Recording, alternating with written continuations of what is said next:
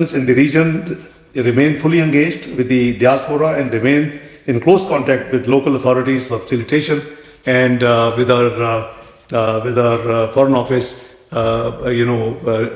constant reach out to our missions and through the missions to the diaspora. We have also, issued advisory giving detail of all the countries and the diaspora the way they should get in touch. The crisis management unit has been activated in the foreign office here, as well as our missions in the entire region. Pakistan have always supported a cessation of hostilities, upholding the international law and principles of the UN Charter, resumption of diplomacy to find a peaceful and negotiated solution.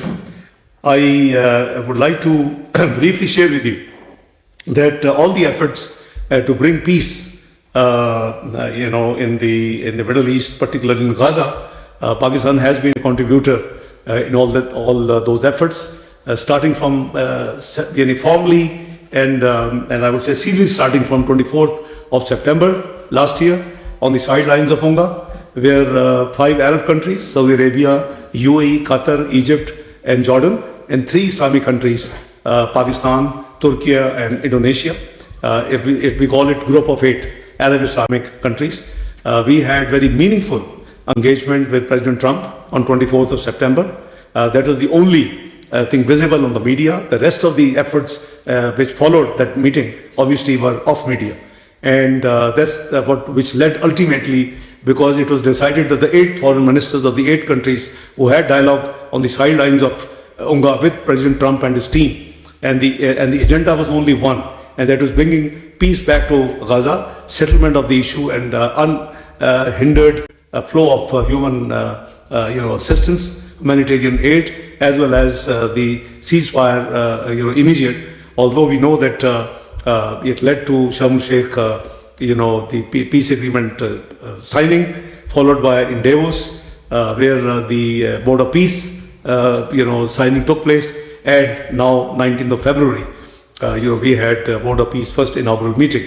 So all these been attended by Prime Minister of Pakistan, and I accompanied him, and I think the things were showing very positive progress. We appreciate the efforts made by all concerned, particularly 7 other brotherly countries who have made equal effort with us to bring the Gaza issue to that point.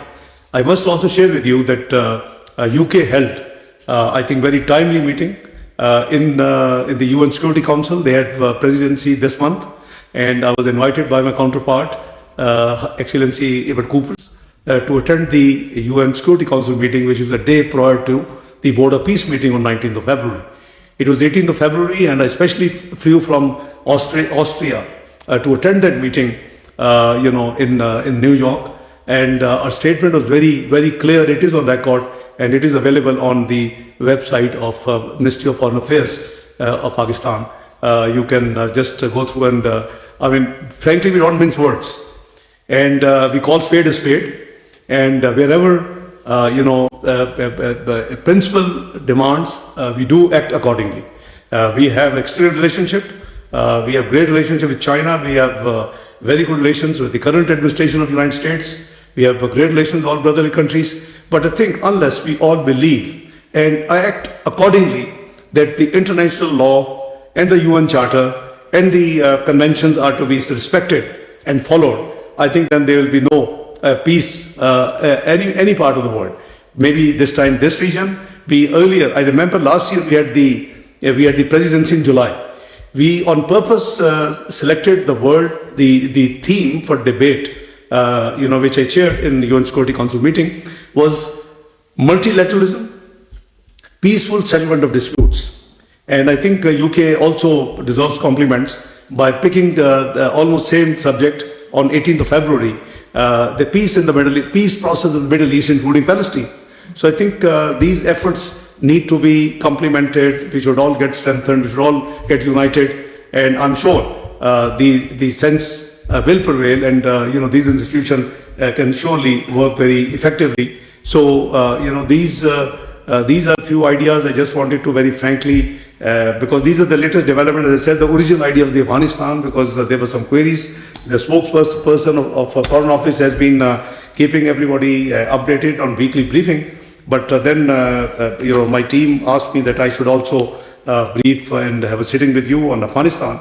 So I think having talked about the recent last 3-4 days developments, I would now bring you back to Afghanistan because there have been a number of queries from different missions. So I think I want to clarify our position. We surely want good friendly relations with all our neighborly countries. And you would recall that last year I made 3 trips to Afghanistan. After 4 years of gap, since the Taliban regime came in power, on 19th of April 2025, I just had a visit of Kabul with very open heart and mind. I discussed with them their economic issues, trade issues, political issues, refugees issues, anything they wish to touch. We were very open. We debated, we discussed, we took decisions, and without losing any time, from their soil, I held a press conference which was viewed both, including Pakistan and Afghanistan. So we didn't stop there. I came back and we implemented everything we decided and promised with our Afghan friends and with the regime. There had been 2 years earlier, during PDM government, 2022-2023, when I was finance minister, we had been working with them on a railway project, Uzbekistan, Pakistan connectivity through Afghanistan, through Kharlachi. Now that has been in cold storage. As a consequence of my visit of April, they finally agreed to sign the protocol agreement between 3 countries, which was signed in July. That was my second visit in July 2025. And all the 3 foreign ministers were there. We had our transport or railway ministers with us who signed that agreement, which obviously was the kickoff of this project for the connectivity of Pakistan to the Central Asia, and through Central Asia even to the Europe and China and other parts of the world. So that was a very positive move.